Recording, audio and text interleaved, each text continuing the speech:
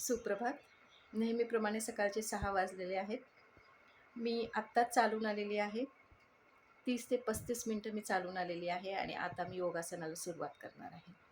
तर तुम्हाला एक व्हिडिओ पाठवून मग माझ्या योगासनाला सुरुवात करावी म्हणून मी व्हिडिओ करत आहे. तर पहा, मी शयन स्थितीतील आसने तुम्हाला सांगत आहे. तर पहिलं जे आसन होतं ते द्विपाद उत्थान पादासन. जर तुम्ही खरोखर करत असाल तर तुमच्या लक्षात असेल. तर बघा आठवून मी कोणकोणती आसनं तुम्हाला सांगितलेली आहेत आणि तुम्ही जर सराव करत असाल तर ती आसनं तुम्हाला माहीत असायला पाहिजे. ती आसनं कशी करायची हेही तुम्हाला माहीत असायला हवं आणि ते आसनांची नावं रिपीटेडली घेणंही तेवढंच गरजेचं आहे. म्हणजे तुम्हाला रेग्युलर करताना त्याचा उपयोग होईल. तुम्हाला काही बळजबरी आठवायची गरज लागणार नाही. तर बघा, पहिलं जे आसन मी सांगितलेलं होतं ते होतं द्विपाद उत्थान पादासन. दुसरं पवनमुक्तासन, त्याच्यानंतर द्रोणासन आणि आज मी तुम्हाला अर्धचक्रासन किंवा सेतुबंधासन किंवा परिवर्तित चक्रासन. ओके. तर अशा पद्धतीची याची नावं आहेत. तर जे नाव प्रचलित आहे ते मी तुम्हाला सांगते. अर्धचक्रासन या आसनाचं नाव आहे अर्धचक्रासन. म्हणजे आपलं शरीर चक्रासन आपण नाही करू शकत कारण त्याच्यासाठी भरपूर सराव लागतो. कारण आपला जो पाठीचा कणा आहे तो खूप लवचिक व्हावा लागतो आणि आपला पाठीचा कणा लवचिक होण्यासाठी आपल्याला भरपूर आसनं नियमितपणे आणि जास्त कालावधीची आसनं जर आपण केली, त्याचा सराव जर जास्त केला तर नक्कीच चक्रासन पण आपल्याला जमू शकतं. तर आज आपल्याला अर्धचक्रासन करायचं आहे. ते तुम्ही व्यवस्थित पाहायचं आहे आणि माझ्यासोबत करण्याचा प्रयत्न करा. एक महत्त्वाचं म्हणजे मला असं वाटतं, की प्रत्येक आसन जेव्हा तुम्ही करता, तेव्हा त्या आसनाकडून कोणती अपेक्षा ठेवू नका, की हे मी आसन करते म्हणजे माझ्यामध्ये असा बदल होणार आहे. काय म्हटलेलं आहे भगवद्गीतेमध्ये, की कोणतीही कृती करत असताना कोणत्याच प्रकारची अपेक्षा ठेवायची नाही. जर आपण फळाची अपेक्षा ठेवून कर्म करत असू, तर त्या कर्माला हवं तेवढं महत्त्व मिळणार नाही आणि तुम्हाला जे मिळणारं फळ आहे, ते त्या पद्धतीनं मिळणार नाही. तर तुम्ही फळाची अपेक्षा न करता तुमचं कर्म करत जा. म्हणजे तुमचे योगाचे जे काही पोजेस मी सांगते आहे, ते आनंदानं करत जा. ती प्रोसेस एन्जॉय करा आणि आनंदी राहण्याचा प्रयत्न करा. नकळतपणे त्याचे जे होणारे सकारात्मक परिणाम आहेत, ते तुमच्या शरीरावर, तुमच्या मानसिकतेवर, तुमच्या आयुष्यावर होताना तुम्हाला दिसतील. म्हणून आजची ही जी टिप आहे मी तुम्हाला सांगायची होती म्हणून सांगितली. कर्म करत असताना फळाची अपेक्षा न करता जेव्हा आपण करतो, तेव्हा त्याचं फळ जलद गतीने आणि त्वरित मिळायला आपल्याला मदत होते आणि म्हणून योगासनं करत असताना कोणत्याच प्रकारची अपेक्षा ठेवू नका. तुम्ही आनंदानं ती प्रोसेस एन्जॉय जर केलीत, तर आपला दिवस तरी आनंदात जातो एवढं तरी आपण अनुभवू शकतो. तर चला, मी आज तुम्हाला चक्रासन दाखवणार आहे.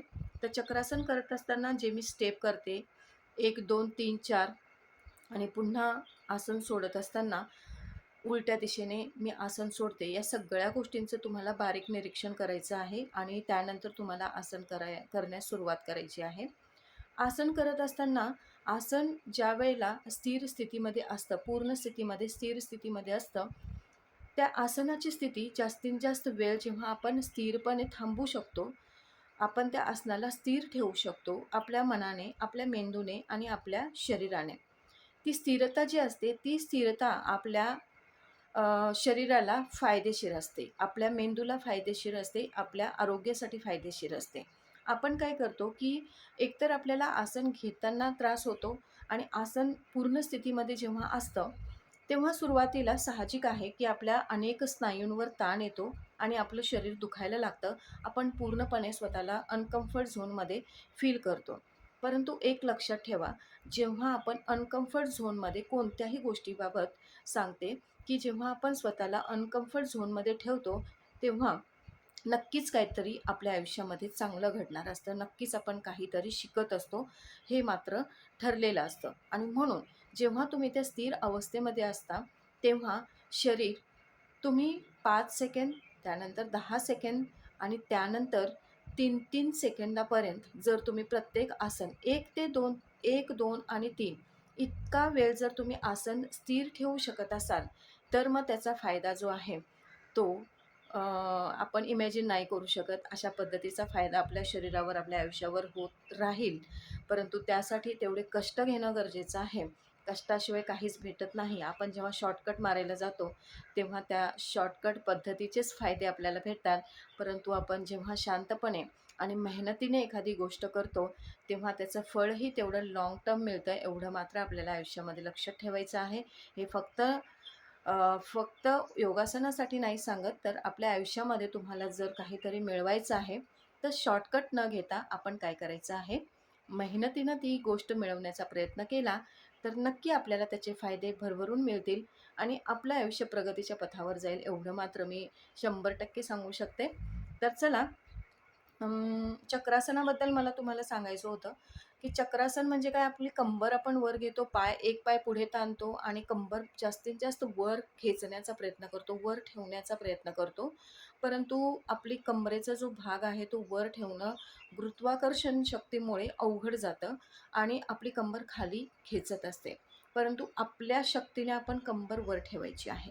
तर अशा कंडिशनमध्ये आपल्या कंबरेचे स्नायू, आपल्या पोटाचे स्नायू, आपल्या पायाचे स्नायू, आपल्या छातीचे, पाठीचे सगळे स्नायू ताणले जातात आणि संपूर्ण शरीराचा व्यायाम एका आसनामध्ये होताना आपल्याला दिसतो. तर जिथे जिथे ताण येतो लक्षात घ्या. आपण आसन करत असताना जिथे ताण येतो तेव्हा आपल्याला ते आसन सोडण्याची इच्छा होत असते. मात्र तिथे जर तुम्ही ते आसन ओढून ताणून नाही करायचे, पण ते आसन जर तुम्ही स्थिर ठेवू शकत असाल, तर नक्की त्याचा चांगला फायदा तुमच्या शरीराला आणि मनाला होणार आहे. तर या आसनामुळे तुमच्या संपूर्ण शरीराचा व्यायाम होताना तुम्हाला दिसेल. प्रत्येक आसन शरीर आणि मन या दोघांना निरोगी ठेवण्याचं काम करत असतं आणि म्हणून प्रत्येक आसन शांतपणे, जाणीवपूर्वक, अभ्यासपूर्वक करा. मी ज्या पद्धतीनं आसन करते त्या पद्धतीनं करण्याचा प्रयत्न करा. जिथे श्वास घेते तिथे श्वास घ्यायचा आहे, जिथे श्वास सोडायचा आहे तिथे श्वास सोडायचा आहे. संपूर्ण योगा जो आहे तो श्वासावर निर्धारित आहे आणि आपलं संपूर्ण आयुष्य जे आहे ते श्वासावर निर्धारित आहे. तर श्वास किती महत्त्वाचा आहे हे आपण लक्षात येऊ शकतं, कारण श्वासाशिवाय आपण जगू शकत नाही. त्यामुळे श्वास आपले जपून ठेवणं खूप गरजेचं आहे. तर चला, चक्रासनाला सुरुवात करू. व्हिडिओ शेवटपर्यंत पहा. जर तुम्हाला माझी माहिती, माझं बोलणं आणि माझे योगाचे जे काही मी पोजेस दाखवते, जर तुम्हाला आवडत असेल तर नक्की व्हिडिओला लाईक करा, शेअर करा आणि सबस्क्राईब करा. धन्यवाद. चला, तर आसनाला सुरुवात करायची आहे.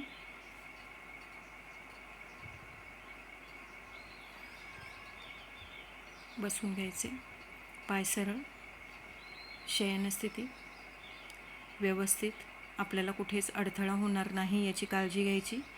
आणि सगळ्यात महत्त्वाची गोष्ट, आसन घेतल्याशिवाय म्हणजे आपल्या शरीराखाली सतरंजी किंवा योगासनाचं जे मॅट असतं ते घेतल्याशिवाय आपण कोणतंच आसन करायचं नाही. शयनस्थिती घेतली, दोन्ही पाय आपल्या सीटजवळ आणायचे आहेत, जोडून ठेवायचे आहेत. जेवढे होतील तेवढे जवळ घ्यायचे आहेत पाय. सीटमध्ये आणि पायांमध्ये कसलंच अंतर नाही राहिलं पाहिजे. आता दोन्ही हात आपल्या डोक्याच्या वर, हाताची घडी घालायची आहे. बघा, व्यवस्थित आपल्याला जागा पुरली पाहिजे.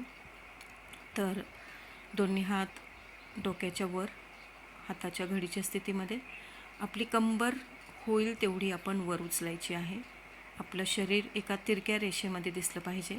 दोन्ही टाचा वर उचलायच्या आणि एक पाय सरळ रेषेत घ्यायचा आहे.